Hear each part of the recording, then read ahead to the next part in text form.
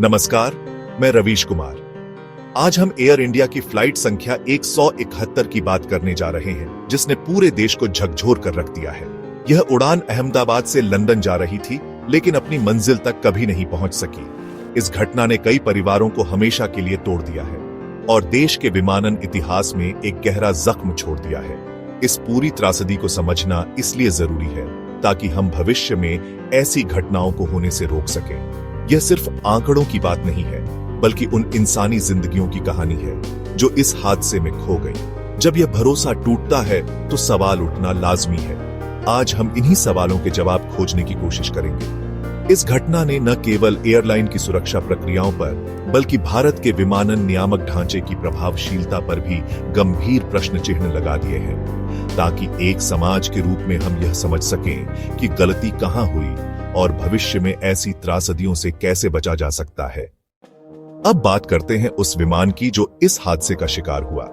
यह Boeing 787-8 dream liner था, जो आधुनिक विमानन प्रौद्योगिकी का एक उन्नत उदाहरण है। एयर इंडिया के बेड़े में इस तरह के कई विमान शामिल हैं और ये अंतरराष्ट्रीय उड़ानों के लिए प्रमुखता से इस्तेमाल किए जाते हैं। एयरलाइन के अनुसार उड़ान भरने से पहले विमान की सभी आवश्यक जांच पूरी कर ली गई थी और इसे उड़ान के लिए पूरी तरह से फिट पाया गया था। यह उड़ान एयर इंडिया फ्लाइट 171 अहमदाबाद से लंदन के गैटविक हवाई अड्डे के लिए एक नियमित अंतरराष्ट्रीय उड़ान थी। 12 जून 2025 की उस सुबह विमान में कुल 230 यात्री और 12 चालक दल के सदस्य सवार हुए। विमान ने अहमदाबाद हवाई अड्डे से सफलतापूर्वक उड़ान भरी। टेकोनॉफ के तुरंत बाद पायलटों को कुछ गंभीर तकनीकी गड़बड़ी का एहसास हुआ और पायलटों ने विमान को नियंत्रित करने के लिए संघर्ष करना शुरू कर दिया। यह उस विमान की अंतिम यात्रा थी जो कभी अपनी मंजिल पर नहीं पहुंच सकी। 12 जून 2025 की वह सुबह अहमदाबाद के लिए एक सामान्य सुबह थी, लेकिन कुछ ही पलों में यह इतिहास के सबसे काले दिनों में से एक बन गई। एयर इंडिया फ्लाइट 171 ने सरदार वल्लभ भाई पटेल अंतरराष्ट्रीय हवाई अड्डे से उड़ान भरी। कुछ ही मिनटों के भीतर पायलटों को गंभीर तकनीकी समस्याओं का सामना करना पड़ा और विमान अनियंत्रित होने लगा। जमीन पर मौजूद लोगों ने देखा कि विमान अजीब तरह से लड़खड़ा रहा था। यह हादसा अहमदाबाद के एक घनी आबादी वाले इलाके के पास हुआ। अनियंत्रित विमान शहर के प्रसिद्ध जे मेडिकल कॉलेज के परिसर में स्थित एक छात्रावास की इमारत से जा टकराया। यह टक्कर इतनी भीषण थी कि एक जोरदार धमाका हुआ और विमान के टुकड़े टुकड़े हो गए। टक्कर के तुरंत बाद विमान में आग लग गई, जिसने स्थिति को और भी भयावह बना दिया। हादसे की खबर मिलते ही तुरंत राहत और बचाव कार्य शुरू कर दिया गया। यह सिर्फ एक विमान दुर्घटना नहीं थी, बल्कि इसने जमीन पर भी भारी तबाही मचाई थी। इस घटना ने पूरे शहर को स्तब्ध कर दिया। किसी भी हादसे के बाद सबसे मुश्किल काम होता है नुकसान का आकलन करना, खासकर जब यह नुकसान इंसानी जिंदगियों का हो।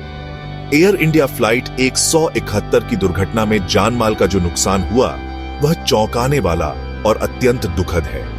आधिकारिक आंकड़ों के अनुसार विमान में कुल 242 लोग सवार थे, जिनमें 230 यात्री और 12 चालक दल के सदस्य शामिल थे। इस भयानक हादसे में विमान में सवार लगभग सभी लोगों की मृत्यु हो गई। यह आंकड़ा इस त्रासदी की भयावहता को दर्शाता है। इस हादसे की सबसे दर्दनाक बात यह है कि विमान में सवार 242 लोगों में से केवल एक यात्री चमत्कारिक रूप से जीवित बच पाया। इस तरह इस दुर्घटना में कुल मृतकों की संख्या 270 से भी अधिक हो गई, जो इसे भारत के सबसे घातक विमान हादसों में से एक बनाती है। इस हादसे ने सैकड़ों परिवारों को हमेशा के लिए मातम में डुबो दिया है। जब कोई विमान संकट में होता है तो पायलट एटीसी को मेडे कॉल करते हैं। यह एक अंतरराष्ट्रीय संकट संकेत है, जिसका मतलब है कि विमान खतरे में है। एयर इंडिया फ्लाइट 171 के मामले में पायलटों ने विमान के अनियंत्रित होने के बाद मेडे कॉल की थी, जो एक महत्वपूर्ण सुराग है। दुर्घटना की जांच में ब्लैक बॉक्स महत्वपूर्ण है। यह चमकीले नारंगी रंग का होता है ताकि इसे मलबे में आसानी से खोजा जा सके। हर विमान में 2 ब्लैक बॉक्स होते हैं, कॉकपिट वॉइस रिकॉर्डर और फ्लाइट डेटा रिकॉर्डर। ये उपकरण जांचकर्ताओं को दुर्घटना से पहले के क्षणों का पुनर्निर्माण करने में मदद करते हैं। अहमदाबाद दुर्घटना के बाद बचाव दलों का लक्ष्य ब्लैक बॉक्स को खोजना था। विश्लेषण के लिए ब्लैक बॉक्स को एआईबी की प्रयोगशाला में भेज दिया गया है। पायलटों की बातचीत और फ्लाइट डेटा का विश्लेषण दुर्घटना के कारणों पर प्रकाश डाल सकता है। इन सभी सवालों के जवाब ब्लैक बॉक्स के डेटा में छिपे हो सकते हैं। अहमदाबाद विमान हादसे की जांच एक उच्च स्तरीय और बहु एजेंसी प्रयास है। भारत में विमान दुर्घटनाओं की जांच के लिए जिम्मेदार मुख्य संस्था विमान दुर्घटना जांच ब्यूरो यानी AIB है। AIB ने तुरंत एक जांच दल का गठन किया और उसे दुर्घटना स्थल पर भेजा। चूंकि दुर्घटनाग्रस्त विमान एक अमेरिकी कंपनी बोइंग द्वारा निर्मित था, इसलिए अमेरिकी राष्ट्रीय परिवहन सुरक्षा बोर्ड यानी NTSB भी इस जांच में शामिल है। जांचकर्ता ब्लैक बॉक्स के डेटा का विश्लेषण कर रहे हैं। इसके साथ ही जांचकर्ता विमान के रखरखाव रिकॉर्ड की भी गहन समीक्षा करते हैं। यह एक लंबी प्रक्रिया है और किसी भी अंतिम निष्कर्ष पर पहुंचने में कई महीने लग सकते हैं। सरकारी कदम और नियामक संस्थाओं की भूमिका। इस भीषण दुर्घटना के तुरंत बाद भारत सरकार और उसकी विमानन नियामक संस्थाएं हरकत में आ गईं। प्रधानमंत्री और नागरिक उड्डयन मंत्री ने इस घटना पर गहरा दुख व्यक्त किया और पीड़ित परिवारों के प्रति अपनी संवेदनाएं प्रकट की। सरकार ने तुरंत एक उच्च स्तरीय जांच के आदेश दिए और यह आश्वासन दिया कि दोषियों को बख्शा नहीं जाएगा और भविष्य में ऐसी घटनाओं की पुनरावृत्ति को रोकने के लिए हर संभव कदम उठाए जाएंगे। सरकार की पहली प्राथमिकता राहत और बचाव कार्यों का समन्वय करना, घायलों को सर्वोत्तम चिकित्सा देखभाल प्रदान करना और पीड़ित परिवारों को सहायता पहुंचाना था। इसके लिए राष्ट्रीय और राज्य स्तर पर आपदा प्रबंधन एजेंसियों को तुरंत सक्रिय कर दिया गया था। इस मामले में मुख्य नियामक संस्था नागरिक उड्डयन महानिदेशालय यानी DGCA ने भी कई महत्वपूर्ण कदम उठाए हैं। DGCA भारत में विमानन सुरक्षा मानकों को लागू करने और उनकी निगरानी के लिए जिम्मेदार है। हादसे के तुरंत बाद DGCA ने एयर इंडिया के बोइंग 787 ड्रीम लाइनर के पूरे बेड़े की सुरक्षा समीक्षा का आदेश दिया। इस प्रक्रिया के तहत एयरलाइन के सभी 33 बोइंग 787 विमानों की गहन तकनीकी जांच की जा रही है ताकि यह सुनिश्चित किया जा सके कि उनमें कोई प्रणालीगत खामी तो नहीं है। यह एक एहतियाती कदम है जिसका उद्देश्य उड़ान सुरक्षा के उच्चतम मानकों को बनाए रखना और यात्रियों के भरोसे को फिर से स्थापित करना है।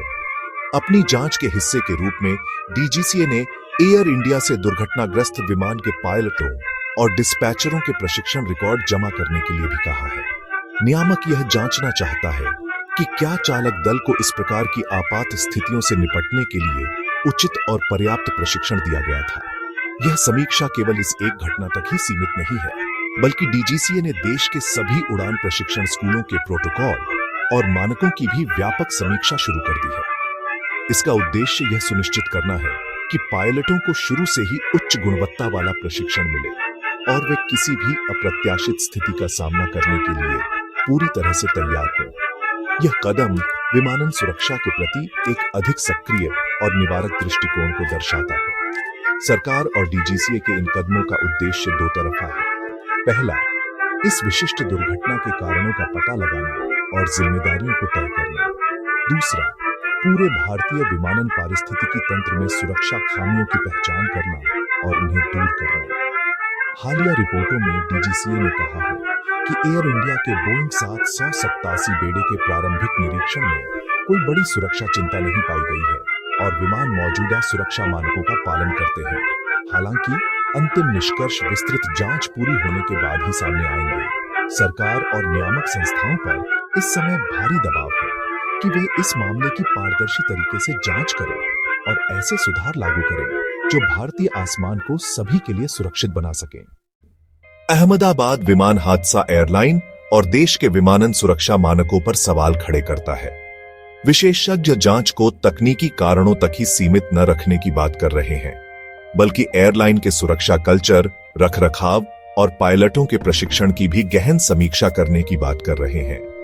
विशेषज्ञों का मानना है कि आधुनिक विमान कई सुरक्षा प्रणालियों से लैस होते हैं और किसी एक विफलता के कारण उनका दुर्घटनाग्रस्त होना दुर्लभ है। जांचकर्ताओं को उस पूरी श्रृंखला पर ध्यान केंद्रित करना होगा जिसके कारण यह हादसा हुआ। टाटा समूह के लिए, जिसने हाल ही में एयर इंडिया का अधिग्रहण किया है, यह एक निर्णायक संकट है। एयरलाइन के भविष्य के लिए यह एक महत्वपूर्ण मोड़ है। नियामक संस्थाओं को अपनी निगरानी को और अधिक कठोर बनाना चाहिए। भविष्य की राह। इस हादसे से हमने क्या सीखा? हर त्रासदी, चाहे वह कितनी भी दर्दनाक क्यों न हो, हमें कुछ सबक सिखाती है। अहमदाबाद विमान हादसे से मिली सीख को नजरअंदाज करना उन सैकड़ों जिंदगियों का अपमान होगा जो इस घटना में खो गईं। सबसे पहला और सबसे महत्वपूर्ण सबक यह है कि विमानन सुरक्षा में किसी भी तरह की कोताही या समझौते की कोई गुंजाइश नहीं है। चाहे वह विमान का रखरखाव हो, चालक दल का प्रशिक्षण हो या नियामक निगरानी हो, हर स्तर पर उच्चतम मानकों का पालन किया जाना चाहिए। यह हादसा हमें याद दिलाता है कि नियमों का केवल कागज पर होना ही काफी नहीं है, उनका जमीन पर सख्ती से और ईमानदारी से लागू होना भी उतना ही जरूरी है। भविष्य के लिए एयरलाइंस और नियामक दोनों को अपनी प्रक्रियाओं की फिर से समीक्षा करनी होगी। इस हादसे से एक और महत्वपूर्ण सीख पारदर्शिता और संचार के महत्व के बारे में है। संकट के समय में पीड़ित परिवारों और आम जनता के साथ खुला और ईमानदार संचार अत्यंत महत्वपूर्ण होता है। एयरलाइन और सरकार को जांच की प्रगति के बारे में नियमित रूप से जानकारी देनी चाहिए और पीड़ित परिवारों को हर संभव सहायता और समर्थन प्रदान करना चाहिए। भविष्य में ऐसी घटनाओं के लिए एक मानक संचालन प्रक्रिया यानी एसओपी होनी चाहिए, जो यह सुनिश्चित करे कि सूचना का प्रवाह स्पष्ट हो और पीड़ित परिवारों को असंवेदनशील नौकरशाही की उलझनों का सामना न करना पड़े। भरोसे का पुनर्निर्माण करने के लिए पारदर्शिता पहला कदम है। आगे बढ़ते हुए प्रौद्योगिकी का बेहतर उपयोग सुरक्षा बढ़ाने में एक महत्वपूर्ण भूमिका निभा सकता है। विमानों में उन्नत पूर्वानुमानित रखरखाव प्रणालियों को लागू किया जा सकता है, जो किसी भी हिस्से के खराब होने से पहले ही उसकी पहचान कर सकती है। पायलटों के लिए सिमुलेटर आधारित प्रशिक्षण को और अधिक उन्नत बनाया जा सकता है, जिसमें अप्रत्याशित और जटिल आपातकालीन परिदृश्यों का अभ्यास शामिल हो। इसके अलावा हवाई यातायात नियंत्रण प्रणालियों को भी लगातार उन्नत करने की आवश्यकता है, ताकि वे बढ़ती हवाई यातायात को सुरक्षित रूप से संभाल सकें। प्रौद्योगिकी में निवेश करना लोगों की जान में निवेश करने जैसा है। अंत में यह हादसा हमें एक समाज के रूप में हमारी जिम्मेदारी की भी याद दिलाता है। हमें सुरक्षा को एक प्राथमिकता के रूप में मांगना चाहिए। हमें अपनी नियामक संस्थाओं को जवाबदेह ठहराना चाहिए और यह सुनिश्चित करना चाहिए कि वे अपना काम बिना किसी दबाव के करें। एयर इंडिया फ्लाइट 171 की कहानी एक दुखद कहानी है, लेकिन यह एक चेतावनी है। यदि हम इस चेतावनी पर ध्यान देते हैं और इससे सही सबक सीखते हैं, तो हम भविष्य में ऐसी त्रासदियों को रोकने में मदद कर सकते हैं। उन 269 लोगों की स्मृति का सच्चा सम्मान यही होगा कि हम एक ऐसी विमानन प्रणाली का निर्माण करें जो वास्तव में दुनिया में सबसे सुरक्षित हो। यही इस हादसे से मिली सबसे बड़ी सीख और भविष्य के लिए हमारा संकल्प होना चाहिए।